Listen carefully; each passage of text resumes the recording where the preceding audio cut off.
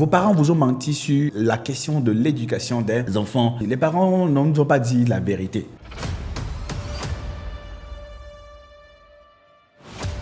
La chose la plus importante est la suivante. Est-ce que nous éduquons nos enfants pour les réalités du passé ou bien nous les éduquons pour les réalités d'aujourd'hui et de demain?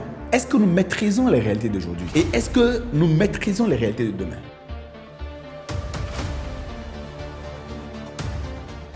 Le téléphone aujourd'hui, c'est le meilleur outil qu'on puisse mettre à la disposition d'un enfant, à condition qu'on puisse encadrer ça. Si tu prives aujourd'hui un enfant du téléphone, c'est comme si tu le privais au XXe siècle d'apprendre à lire. Le téléphone, c'est un outil extraordinaire que les enfants doivent découvrir assez tôt.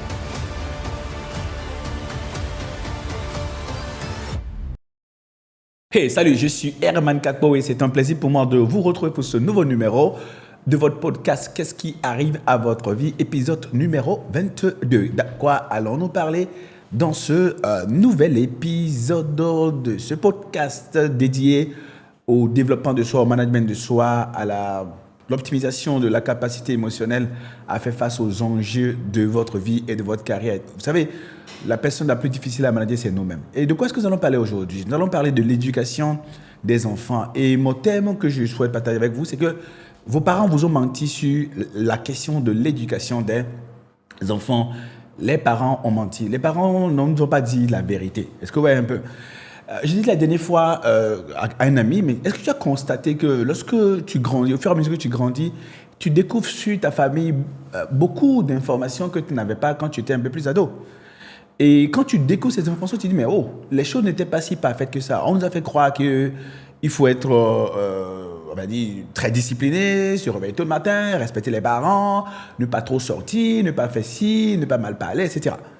Et puis au fur et à mesure que nous grandissons, nous voyons que les disputes et les discussions de famille, les conflits de famille sont légion.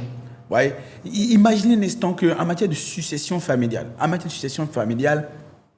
rien qu'au Cameroun, dans la ville de Douala, il y a près de 1200 litiges, n'est-ce pas, liés à la succession familiale, rien que au tribunal de Douala. Voyez un peu. C'est ça qui me démontre qu'en fait, on nous a menti sur le fait que les gens sont bien éduqués, que les parents ont tout fait pour pouvoir mettre en place la bonne structure. Nous savons très bien que les choses ne sont pas aussi parfaites que ça. Ce que je dis souvent aux parents, surtout ceux qui ont entre 30 ans et 55 ans environ, et 60 ans pour certains, je leur dis souvent que lorsque tu regardes un petit peu la façon dont tu veux éduquer tes enfants, les règles que tu leur imposes, lorsque tu regardes dans ton propre miroir, tu te rendras compte d'une chose. Tu ne respectes pas la plupart de ces règles-là. D'accord? Mais la chose la plus importante est la suivante.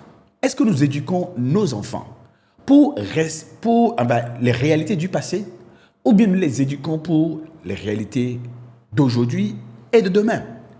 Est-ce que nous maîtrisons les réalités d'aujourd'hui? Et est-ce que nous maîtrisons les réalités de demain? Alors, sachant qu'il existe des valeurs intemporelles, que l'on soit au XXe siècle, que l'on soit dans les années 2010, que l'on soit dans les années 2020, qu'on soit dans les années 2040, 50 plus tard, il existe des valeurs intemporelles. Tu vois? Donc, ces valeurs intemporelles resteront d'actualité.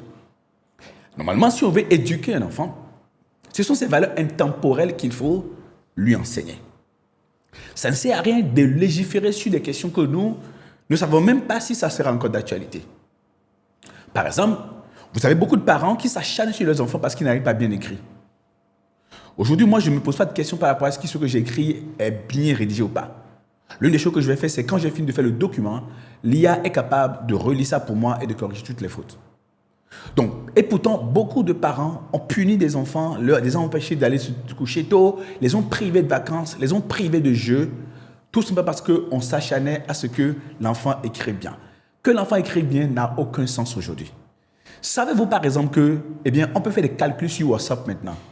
Ça veut dire quoi? Si vous voulez démontrer à une personne combien elle vous doit ou bien combien ça va coûter un produit, vous vendez un produit de 15 000 francs par exemple et la personne veut 10 unités, vous pouvez calculer ça sur WhatsApp.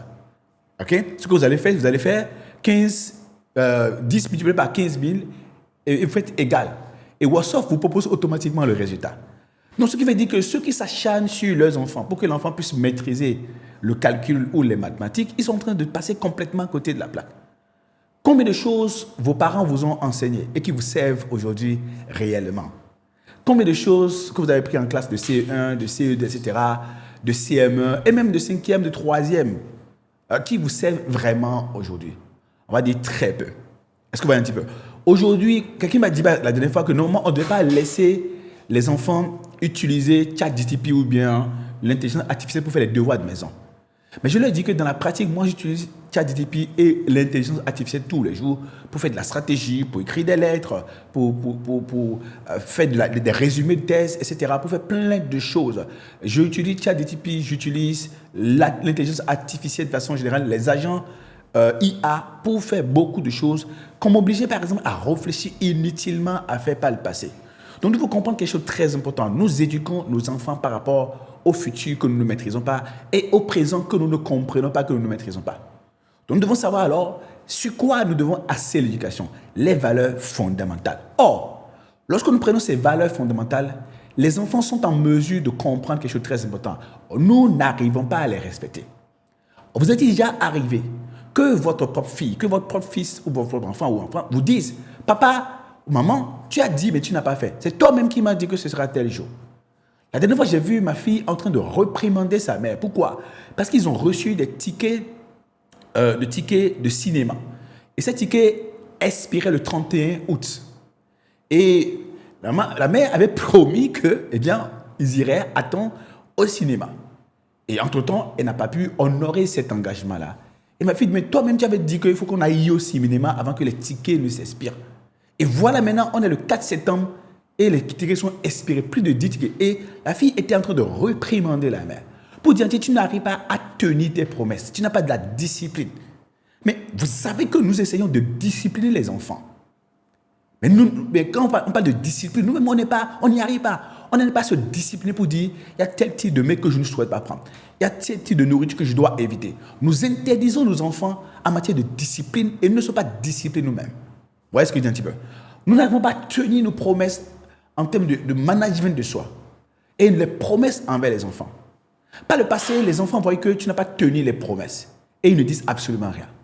Aujourd'hui, quand tu ne tiens pas les promesses, ils deviennent des procureurs de la République et ils te sortent un réquisitoire et toi-même tu es bouche bée, tu ne peux absolument rien dire.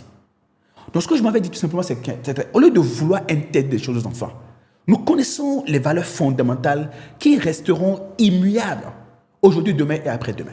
C'est sur ces valeurs-là que l'éducation se joue. Or, c'est en matière de ces valeurs-là que nous-mêmes, nous ne sommes pas des exemples. Et c'est pour cela que nous sommes décrédibilisés par rapport à la capacité à coacher nos enfants. Quand est-ce qu'il faut bien écrire, il faut bien lire, etc., ça n'a pas d'importance. Nous savons très bien que dans la plupart des cas, enseigner à un enfant à ranger son lit, c'est quelque chose de super. Mais il vaut mieux le montrer c'est quoi un lit bien rangé. Parce que de toutes les manières, si on est d'une famille aisée, entre guillemets, il va s'en dire qu'un servant de maison, une servante de maison va faire le lit de façon générale. Donc on ne peut pas en vouloir à un enfant qui n'arrive pas à faire son lit. En revanche, on doit lui apprendre c'est quoi un lit bien dressé. Et comme ça, quand un servant de maison, une servante de maison va dresser un lit demain, il pourra challenger ça. Mais en vouloir à son enfant parce qu'il n'arrive pas à dresser son lit, eh bien c'est de la perte de temps. Ou encore, refuser à son enfant un téléphone. Vous voyez, originellement, nous avons l'habitude de donner des jouets aux enfants, par exemple. On leur donne des jouets, etc. On peut même leur donner des Monopoly. Mais ça ne sert à rien parce qu'aujourd'hui, l'IA peut jouer Monopoly mieux que quiconque. Et peut nous aider à pouvoir trouver des images dessus.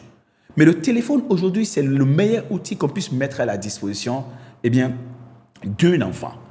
À condition qu'on puisse encadrer ça. Et pourtant, beaucoup de parents ont peur de mettre le téléphone à la disposition de leurs enfants. Si tu prives aujourd'hui un enfant du téléphone, c'est comme si tu le privais au XXe siècle d'apprendre à lire, d'apprendre à faire les calculs. Le téléphone, c'est un outil extraordinaire que les enfants doivent découvrir assez tôt. Autrement, leurs congénères, les gens du même âge qu'eux, seront en train de faire avec le téléphone des choses extraordinaires et ils seront en retard. Vous avez du mal avec le clavier de l'ordinateur. Vous avez du mal avec le clavier du téléphone. Vos enfants ne devraient pas avoir du mal avec le clavier du téléphone et de l'ordinateur. Moi, à partir de 3 ans, moi, je laisse le téléphone aux enfants. Et je me rappelle, quand elle avait 7 ans, ma fille a fait une vidéo de coaching qu'elle a postée sur YouTube. À 7 ans, une vidéo de coaching qu'elle a postée sur YouTube. Et plus tard, elle s'est mise à faire des vidéos pour donner des conseils aux enfants. Et les vidéos sont actuellement disponibles sur YouTube. Et ce n'est pas moi qui ai encadré ça. Maintenant, si vous avez privé votre enfant de téléphone jusqu'à l'âge de 12 ans, l'âge de 15 ans, vous voyez ce que vous êtes en train de lui faire comme mal. Vous lui infligez une punition incroyable. Elle va être un analphabète du 21e siècle. Donc, revoyons les fondamentaux de l'éducation et sachons que c'est sur les valeurs fondamentales que ça se joue. Or, sur ces propres valeurs fondamentales, nous avons beaucoup de choses à voir avec nous-mêmes. Nous avons beaucoup de choses à corriger nous-mêmes. Et la gestion émotionnelle, par exemple, la discipline mentale, la discipline physique, nous avons du mal avec ça. Et donc, c'est parce que nous ne sommes pas des exemples sur ces choses-là que nous avons du mal avec nos enfants. Donc, ramenons l'éducation à ces choses et n'essayons pas d'encadrer les choses que nous ne méritons pas, que nous ne maîtrisons pas, les choses d'aujourd'hui et de demain. Laissons les enfants s'approprier les bonnes tendances. De toutes les manières, ils seront exposés à ça. Bien, j'étais très heureux d'avoir été avec vous pour ce nouveau numéro de votre podcast. Qu'est-ce qui arrive à votre vie? Si vous avez aimé cette vidéo, vous savez que par exemple, il y a un parent qui souffre dans l'éducation de ses enfants, partagez la vidéo avec lui ou avec elle et on va se retrouver très vite pour un autre numéro. En tout temps, n'oubliez pas de vous abonner si c'est la première fois que vous découvrez notre chaîne. Ciao!